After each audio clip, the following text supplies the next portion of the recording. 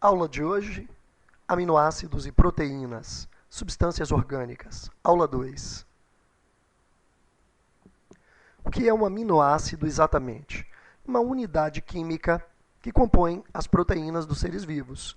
Essas unidades são representadas aqui por bolinhas, que formam uma longa sequência. A sequência A e a sequência B são proteínas diferentes, formadas por cadeias de aminoácidos. Cada aminoácido tem na sua composição química 3 elementos. Um radical amina, NH2, derivado da amônia, um radical carboxila, que é o radical ácido, COOH, e alguns tipos de substâncias associadas, que a gente chama de radicais variáveis, representados pela letra R. Vamos visualizar a fórmula espacial do aminoácido para a gente identificar esses componentes. Repare que, como o aminoácido é uma molécula orgânica, sempre tem átomos de carbono na sua cadeia central. Então, o carbono central, que faz 4 ligações químicas. Uma delas com o radical amina, ou grupo amina, NH2. Uma das ligações feita com o radical carboxila, ou grupo carboxila, COOH. Uma terceira ligação com o radical variável e uma quarta ligação sempre com o átomo de hidrogênio. Existem 20 tipos diferentes de aminoácidos na natureza e a diferença de um para o outro está exatamente neste composto aqui. A substância que entra nesta posição do radical R é que é diferente em cada tipo de aminoácido analisado. Eu tenho aqui três exemplos de aminoácidos para mostrar a diferenciação de um para o outro. Repare que a fórmula geral é a mesma. Carbono, amina, hidrogênio, radical ácido, em todos 3. Mas a substância que entra aqui é um hidrogênio. Quando é um hidrogênio, no lugar de R aqui, da fórmula representativa, compõe um aminoácido chamado glicina, o aminoácido mais simples da natureza. Quando não é um hidrogênio, então um radical metil, CH3, o aminoácido agora é uma alanina. Quando é um CH2OH, o aminoácido é uma serina e assim por diante. Repare que são 20 tipos. Aqui eu tenho ilustração de 3 tipos diferenciados. Portanto, existem 20 tipos diferentes. Significa que no local do radical R, aqui representado pela fórmula geral, você tem 20 tipos diferentes de substâncias químicas. Aqui a representação da diferença. Os aminoácidos são classificados em 2 grupos, os naturais e os essenciais. Alguns autores denominam de não essenciais e essenciais. Não temos que decorar nomes de aminoácidos, mas aqueles não essenciais, ou também chamados de naturais, são os aminoácidos produzidos pelo próprio organismo animal. Como funciona isso? Repare que para o ser humano, alanina, arginina, prolina, glicina, serina, tirosina e outros são aminoácidos que as nossas próprias células conseguem fabricar. Mas existem aqueles, no total de 20, que nós não conseguimos produzir. Se não conseguimos produzir, precisamos ingerir. Portanto, na alimentação diária, obtemos os outros: leucina, isoleucina, histidina, lisina, metionina e outros. Portanto, a classificação envolve 2 grupos, naturais e essenciais. Existe uma variação de espécie para espécie em relação àquilo que é natural e àquilo que é essencial. Ou seja, um aminoácido produzido por uma espécie animal pode não ser produzido por células de outra espécie animal. Bom, como é que as proteínas são formadas? Através da união de um aminoácido com outro, formando longas cadeias. A união de um aminoácido é o resultado da ocorrência de ligações químicas entre eles. Essas ligações são chamadas de ligações peptídicas. O que é uma ligação peptídica? É a união entre o radical amina de um aminoácido com o radical carboxila, COOH, de outro aminoácido, sempre com a saída de uma molécula de água da reação, o que caracteriza uma reação de síntese por desidratação. Vamos visualizar isso. Eu tenho aqui na ilustração o aminoácido número 1, o aminoácido número 2. Não importa que tipo de aminoácido é, eles sempre se unem de uma forma única. Ou seja, a hidroxila, o OH, do radical ácido de um aminoácido, se combina com a amina do outro aminoácido. Então, repare que do primeiro aminoácido sai este OH. Do segundo aminoácido sai um hidrogênio. Se eu tiro o OH, fica uma ligação livre com o carbono. Se eu tiro um hidrogênio aqui, fica uma ligação livre no nitrogênio. Nitrogênio com ligação livre se une então ao carbono. Este nitrogênio vai se unir a este carbono. Está aqui a ligação. Ligação peptídica, representada aqui, ilustrada em verde, que é a união entre os dois aminoácidos. Ligação química típica. Formando então uma molécula denominada dipeptídeo. Claro que a hidroxila e o hidrogênio que saíram se recombinam e formam uma molécula de água, liberando uma molécula de água, portanto, uma síntese por desidratação. Desta forma, os aminoácidos vão se ligando uns aos outros e formam longas cadeias, de no mínimo 70 aminoácidos. 70 aminoácidos é o número mínimo de proteínas de bactérias já estudadas. Então, as proteínas humanas atingem um número bem grande de aminoácidos. Centenas. Bom, você teve uma visão dos aminoácidos. Agora, proteínas, que são longas cadeias de aminoácidos. As proteínas podem atuar de várias maneiras nos organismos vivos. Atuam como enzimas, como catalisadores de reações químicas. Aqui eu tenho dois exemplos: lipases que digerem lipídios, proteases que digerem proteínas. Algumas enzimas são encontradas nas membranas das células, fazendo transporte de moléculas. Algumas proteínas são encontradas no nosso sangue, fazendo transporte de gases, como o oxigênio, o CO2, e assim por diante. Então, proteínas transportadoras. Algumas são encontradas em nossa pele, em nossos músculos especialmente, dando a característica elástica a essas estruturas, dando a capacidade de contração. Actina e miosina são exemplos clássicos. Algumas proteínas agem como anticorpos, como já foi discutido em aula anterior, então proteínas de defesa. Muitas proteínas agem como hormônios, como a insulina e a prolactina. A insulina que controla a taxa de glicose no nosso sangue e a prolactina que estimula a produção de leite nas glândulas mamárias. São proteínas, hormônios. Ainda existem proteínas que compõem nossos ossos, nossas cartilagens, nossa pele, e nosso cabelo e outras estruturas do corpo. Portanto, proteínas estruturais. Aqui eu tenho alguns grupos de funções proteicas. Vamos diferenciar, então, como é que uma proteína, em comparação à outra, pode ser estudada. Bom, existem 3 fatores básicos, principais. Primeiro é o número de aminoácidos. 2 proteínas comparadas, se tiverem o mesmo número de aminoácidos, podem até ter a mesma função. Porém, o detalhe é o seguinte: repare a proteína 1 e a proteína 2. Eu tenho uma proteína, não estou contando os aminoácidos, mas eu tenho uma proteína que tem a mesma sequência da de cima. Ó. A de baixo tem a mesma sequência da de cima. Porém, repare que tem uma glicina a mais do que a P1. P2 tem uma glicina a mais do que P1. Significa que o número de aminoácidos é diferente. Basta um aminoácido a mais para a proteína 2 ter uma função diferente da proteína 1. Segundo fator é o tipo de aminoácido encontrado na cadeia de proteínas. Repare que a P1 tem uma sequência de aminoácidos. P2 tem uma sequência muito parecida, porém, existe aqui, por exemplo, o aminoácido prolina, que não existe na P1. Se ele não existe, já diferenciou a proteína 2 da proteína 1. Não executam as mesmas funções, são proteínas diferentes. O terceiro fator é a sequência de aminoácidos. Repare que P1 tem o mesmo número de aminoácidos de P2 e P3. P2 tem até os mesmos tipos de aminoácidos que P3. Repare aqui, os mesmos tipos, porém as sequências, a ordem dos aminoácidos, são diferentes nas 3 proteínas ilustradas. Obrigatoriamente, as 3 proteínas, mesmo tendo os mesmos tipos e o mesmo número de aminoácidos, apresentando sequências diferentes, apresentam funções distintas. Bom, as proteínas são classificadas quanto à sua estrutura.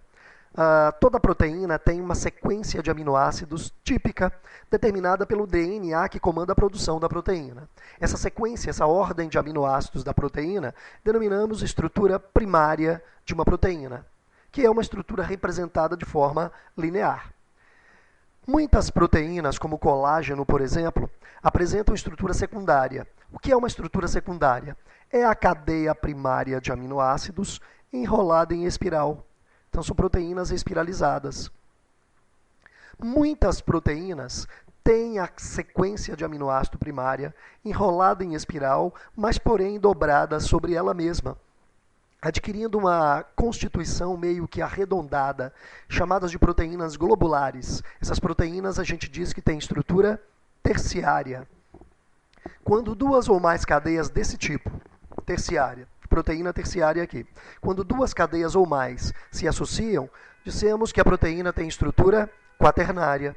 Então, repare que as proteínas ou têm estrutura secundária, ou terciária, ou quaternária. A forma primária não é uma forma real de proteína.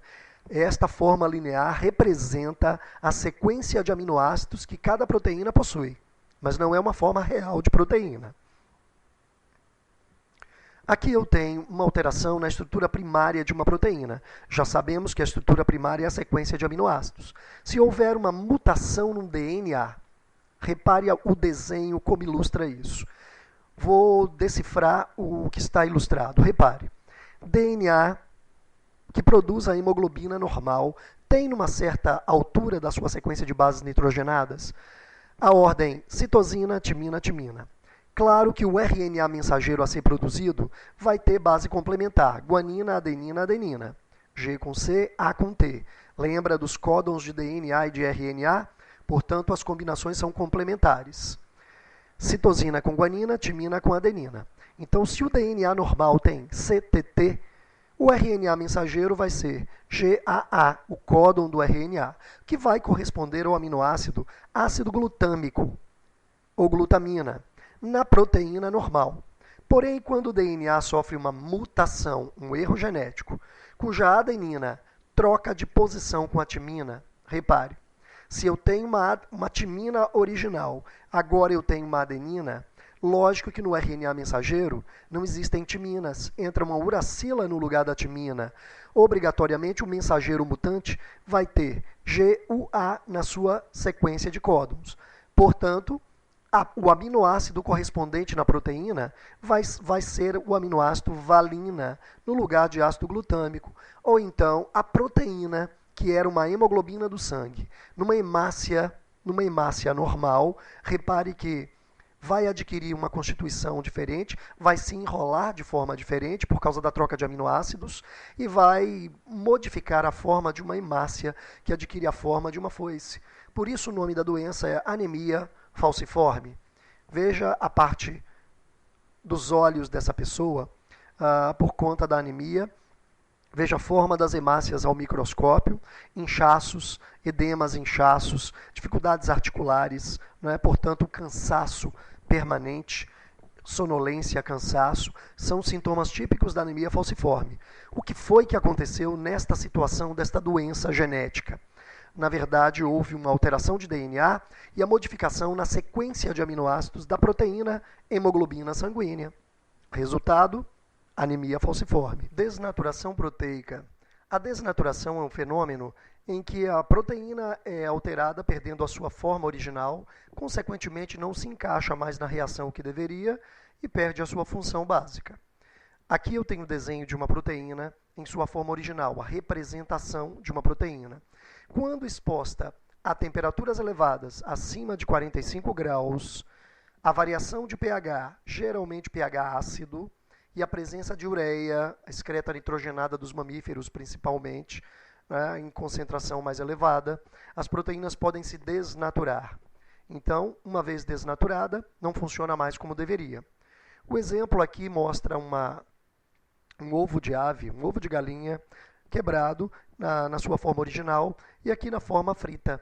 Quando você coloca um ovo na frigideira, o calor inicialmente provoca a evaporação da água. Então há uma grande desidratação, que ajuda a solidificar também. Porém, as proteínas desnaturadas se agregam e esta parte, principalmente da clara, devido à presença de grande quantidade de albumina, torna-se sólida. Portanto, é uma desnaturação irreversível. A questão mostra a situação das proteínas. Repare, cadeias polipeptídicas macromoléculas formadas por aminoácidos estão presentes em todas as formas vivas. São elementos plásticos fundamentais ao metabolismo celular. A respeito dessas moléculas, podemos afirmar: marque verdade ou falso. Vamos analisar. Cada tipo de proteína é constituída sempre pelo mesmo número e pelos mesmos tipos de aminoácidos ordenados aleatoriamente? Não, existe diferença. Então, falsa. Segunda frase. Duas proteínas com estrutura terciária e mesmo papel biológico apresentam sempre as mesmas formas de enrolamento de suas cadeias polipeptídicas, apenas diferindo uma da outra em sua estrutura primária. Se a estrutura primária é diferente de uma proteína para outra, obrigatoriamente se enrolam de formas diferentes e, logicamente, têm funções diferentes. Então, falsa. Terceira frase. Alterações que possam ocorrer numa proteína em função de mutações gênicas podem provocar mudanças estruturais e, consequentemente, modificações funcionais acentuadas. Claro, né? Se o DNA sofre alteração e produz uma proteína errada, claro que a estrutura da proteína foi modificada e a sua função também. Próxima frase. A comparação da forma de enrolar de uma proteína com um fio de telefone no desenho está diretamente relacionada à capacidade elástica encontrada em tendões, ossos, cartilagens e pele? Claro que não, né? A capacidade elástica depende da configuração do tipo de proteína, não tem a ver com a forma de enrolamento. Próxima frase. Todo processo de desnaturação proteica reflete na afinidade química da mesma com o seu papel biológico, sendo um fator desorganizador, porém reversível. Nem sempre a desnaturação é reversível, então essa frase é falsa. Última frase. As ligações peptídicas entre aminoácidos de uma cadeia polipeptídica são o resultado de uma reação de síntese por desidratação. Frase verdadeira. Está aí uma questão de aplicação do que a gente acabou de discutir. Analisaremos a partir de agora os tipos de proteínas encontrados na natureza. Proteínas estruturais, enzimáticas e defensoras são as mais frequentes, porém existem outros tipos. Cromoproteínas de coloração, fosfoproteínas, glicoproteínas, lipoproteínas, nucleoproteínas associadas ao DNA e o RNA. Porém, vamos analisar com mais detalhe as estruturais, enzimáticas e defensoras. Primeiro, proteínas estruturais. Como o nome diz, estruturais porque compõem estruturas do organismo. Aqui eu tenho a primeira proteína, o colágeno, na figura de uma matriz rolidiana, a pele elástica e devido à presença do colágeno. Então, encontrada na pele, nos ossos, nas cartilagens, nos tendões, esta proteína oferece elasticidade e muita resistência a essas estruturas. Segunda proteína, queratina, queratina dos cabelos, portanto, também encontrada na pele, nas unhas, nas garras, nos bicos dos animais, né? Esta proteína é impermeabilizante, protege a pele, protege os cabelos, protege os pelos, impermeabilizando a superfície. Na palma da mão e na sola do pé, porém, encontramos grande quantidade de queratina, o que oferece também uma resistência contra o atrito seco. Lesões poderiam ocorrer facilmente se a pele fosse muito fina e não queratinizada. Então, calo no dedo do pé, por exemplo, é uma proteção que o organismo oferece, senão haveriam lesões naquela região. Outra proteína é a melanina. A melanina é encontrada dando cor às íris dos olhos, cor aos cabelos da pessoa, cor à pele do indivíduo. Repare a variação de tonalidade, é concentração de melanina diferente. Portanto, é encontrada na pele, nos cabelos, nas íris dos olhos, né, a região colorida. Protege contra a radiação ultravioleta do sol e também, por conseguinte, da pigmentação. A depender da sua concentração, ocorre a pigmentação dos olhos. Lembrando que a variação gigantesca de cor de olhos depende de fatores genéticos, de genes que produzem proteínas. Porém, uma interação gênica forte ocorre, porém, a depender da concentração do pigmento, a luz é refletida de forma diferente. Então, a gente tem as tonalidades, verde, azul, mel, cinza, né, violeta, castanho claro, médio, escuro e etc. Outra proteína estrutural importante, aliás, são duas, actina e miosina, já citadas antes, na verdade compõem as fibras musculares. São encontradas nas fibras musculares, inclusive nas membranas celulares também, responsáveis pelo movimento de contração e relaxamento muscular. São fibras de proteína que deslizam umas sobre as outras, com gasto de energia, na presença do ATP, logicamente, e esse deslizamento promove o encurtamento da fibra muscular. Portanto, o movimento de contração e relaxamento depende destas proteínas. Segundo tipo de proteína a ser analisado, brevemente, é a enzima. Toda enzima é uma proteína que atua sobre um tipo de reação, sobre um tipo de substrato, catalisando a reação química e provocando um efeito, produzindo subprodutos. Portanto, as enzimas são catalisadores, são aceleradores de reações químicas. Toda enzima que entra numa reação, quando a reação chega ao final, a enzima sai intacta, sem desgaste. Então não sofrem desgastes durante as reações. Isso é uma grande vantagem, porque não precisamos produzir um grande número de enzimas para catalisar um grande número de reações. As enzimas ainda são altamente específicas. Repare que a forma do desenho aqui representa a área sítio ativo ou centro ativo da enzima, que se engata perfeitamente com a superfície do substrato catalisado por ela. Então, toda enzima tem uma forma específica, é aí que entra aquele enrolamento de aminoácidos, aquela forma de enrolar da proteína, se é secundária, se é terciária, se é quaternária, para se encaixar no seu substrato perfeitamente. Então, são altamente específicas. Cada enzima só atua sobre o seu tipo de substrato específico. As enzimas atuam geralmente em reações reversíveis, reações que por si só ocorreriam. Porém, a vantagem de utilizar a enzima é exatamente o tempo de ocorrência. Ela é um verdadeiro acelerador de reações. Consequentemente, se acelera a reação, reduz o consumo de energia de ativação. A energia de ativação é cedida pela célula para provocar a reação química, para aquecer e provocar. Portanto, se uma enzima participa da reação, o resultado é velocidade muito maior, consumo de energia muito menor. As enzimas ainda têm uma propriedade muito curiosa. Entram na reação, provocam a reação, os subprodutos são gerados e não são diferentes do que seria gerado se não houvesse a enzima. Ou seja, se este substrato é degradado em P1 e P2, produto 1 e produto 2, logicamente que com enzima ou sem enzima os produtos são os mesmos. A diferença é que com enzima a velocidade da reação é muito acelerada. Bom, as enzimas são classificadas em tipos diferentes e existem regras para a nomenclatura das enzimas. Os nomes são definidos tecnicamente. Antigamente não tinha nome, se dava nome característico, cada autor colocava um nome característico na enzima descoberta por ele. Hoje existem regras. Normalmente o nome da enzima é dado pelo substrato que ela catalisa com a terminação -ase. Então vem o nome da enzima. Ou então o que ela faz, mais a terminação -ase, que representa a enzima. Veja os exemplos. A enzima que digere o carboidrato amido, mais a terminação -ase, nome da enzima, então, amilase. O nome antigo do amido era amilo, por isso o nome amilase. Quem digere lipídio é uma lipase. Quem digere proteína é uma protease, assim por diante. Repare, DNA, ácido desoxirribonucleico, mais terminação -ase, nome da enzima, desoxirribonuclease. Enzimas que retiram hidrogênios de reações químicas, que arrancam hidrogênios, desidrogenam. Então se chamam desidrogenases.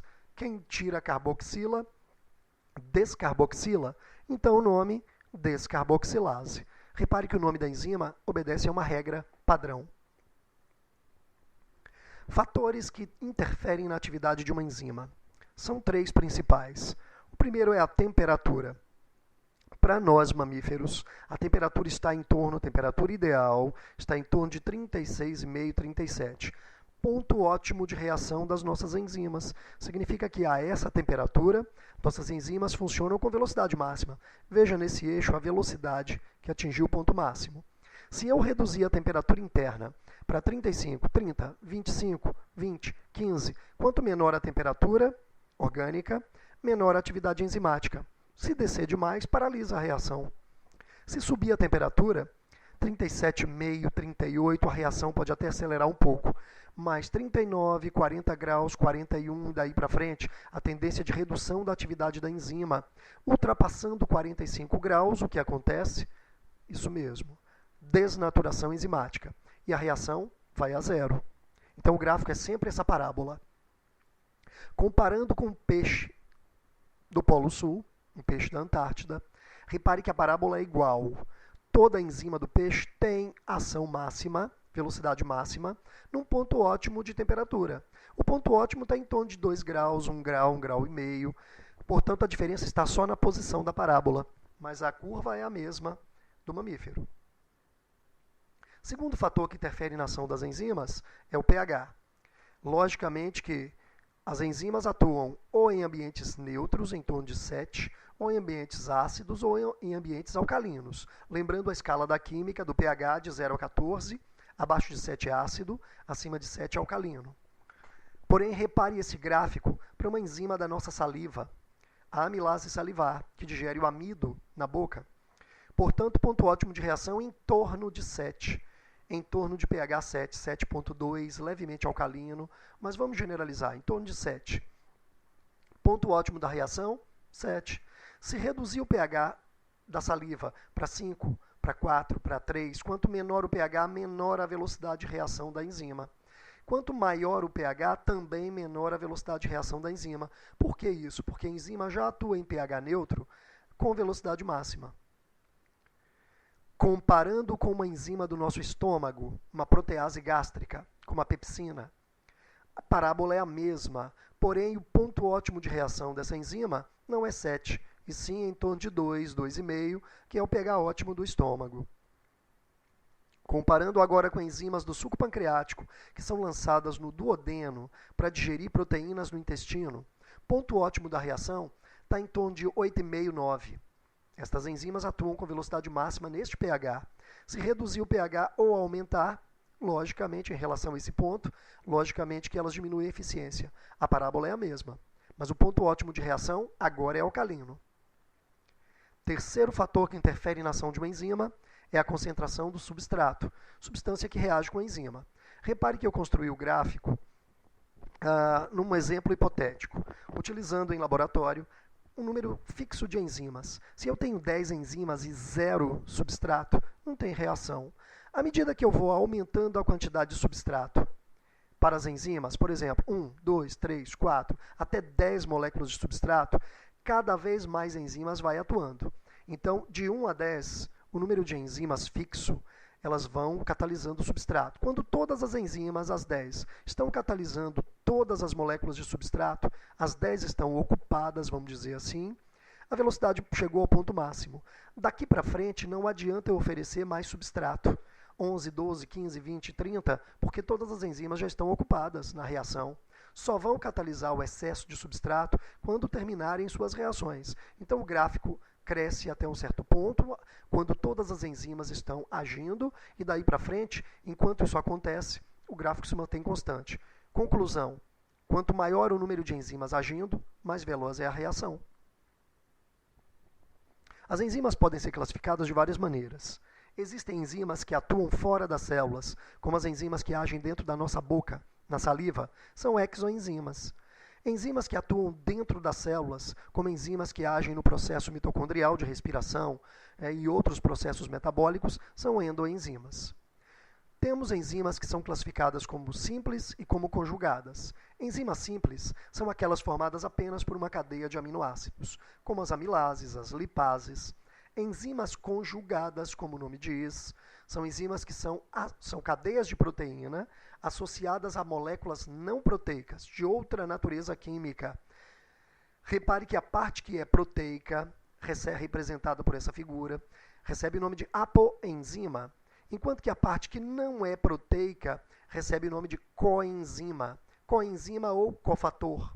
Então, as enzimas conjugadas, também denominadas holoenzimas, são associações de parte proteica e parte não proteica. Como exemplo, eu tenho aqui a desidrogenase, que é uma enzima encontrada no nosso metabolismo celular e que atua nos processos químicos da bioenergética, durante a fermentação, durante a respiração aeróbia, desidrogenando os compostos orgânicos.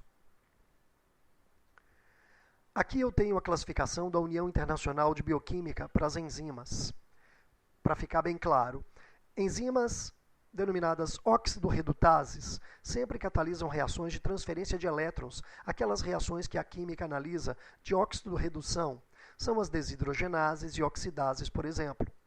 Enzimas denominadas transferases catalisam reações de transferência de grupos funcionais, tiram amina de um composto e transferem para outro, tiram fosfato de uma molécula e transferem para outra e assim por diante. São as quinases e as transaminases. Enzimas denominadas hidrolases catalisam reações de hidrólise. A hidrólise, tanto falada no processo digestivo de moléculas orgânicas. Portanto, são as peptidases, por exemplo, que digerem peptídeos. Enzimas denominadas líases catalisam a quebra de ligações covalentes e a remoção de água, amônia e gás carbônico dessas moléculas. São as desidratases, descarboxilases e outras. Enzimas denominadas isomerases, iso igual, meros, partes, ases, enzimas, são enzimas que catalisam reações de conversão de um tipo de composto em outro. Por exemplo, a transformação de glicose em frutose é realizada por uma isomerase. Portanto, enzimas denominadas ligases catalisam reações de formação de novas moléculas a partir da ligação de duas outras já existentes. Portanto, não se preocupe muito com a nomenclatura em biologia, com esta nomenclatura. Porém, a química vai pegar pesado com você em relação a isso. Para fechar o nosso estudo enzimático, um comentário muito importante que é o fenômeno da inibição enzimática. A inibição é exatamente quando determinada substância ou fator ambiental interfere sobre a enzima, bloqueando a ação enzimática. Então, por meio de antivitaminas, também chamadas de coases, ou até por desnaturação proteica, pela presença de ácidos ou do calor, que desnaturam as proteínas. Isso inibe a ação proteica. Repare que aqui eu tenho a molécula de uma enzima representada em roxo e o seu substrato. A forma do centro ativo da enzima permite um engate perfeito com o substrato, ocorrendo a reação normalmente, e a enzima vai catalisar o substrato, a reação vai chegar ao final. Então, uma reação normal sem inibição. No primeiro exemplo agora, eu tenho um outro composto químico que reagiu no centro ativo da enzima. Esta reação, de certa forma, impede que o substrato interaja com a enzima. Logicamente que não tem a reação. Esta inibição é chamada de competitiva porque a substância inibidora reagiu exatamente onde deveria reagir o substrato. Esta reação pode ser reversível, porém é competitiva. O inibidor compete com o substrato para se ligar à enzima. Na outra situação, eu tenho inibição não competitiva. Repare que uma molécula de outra substância reagiu do outro lado da enzima, num outro ponto da molécula, e modificou-se, deformou a enzima. O centro ativo foi alterado, sítio ou centro ativo modificado. Portanto, não tem como se encaixar com o substrato, reação bloqueada, inibição ocorrida. Portanto, não competitiva, porque este inibidor não compete com esse substrato para se ligar ao centro ativo da enzima. Também pode ser reversível. A terceira situação, eu tenho o calor afetando a enzima, provocando desnaturação. Centro ativo completamente deformado, não há condição de reagir com o substrato. Inibição irreversível, porque este fenômeno não é reversível, logicamente. Alteração por desnaturação. Mais uma questão para a gente fechar esse tópico de enzimas. Quando a atividade de enzimas assinale o que for correto. Frases. Vamos analisar? Toda enzima é uma proteína conjugada formada por um grupo prostético, coenzima, mais uma parte proteica, apoenzima, que não são ativos isoladamente. Esta frase é falsa. Onde está o erro? Toda enzima é uma proteína conjugada? Acabamos de discutir que existem proteínas simples, só formadas por cadeia proteica. As reações enzimáticas são altamente específicas? São. Uma enzima normalmente catalisa apenas um tipo de reação química? Verdade. Cada enzima possui um pH ótimo para a sua atividade catalítica. Aqui está colocado como verdade, mas eu vou contestar essa frase. Cada enzima possui um pH ótimo, não é a enzima que possui o pH ótimo.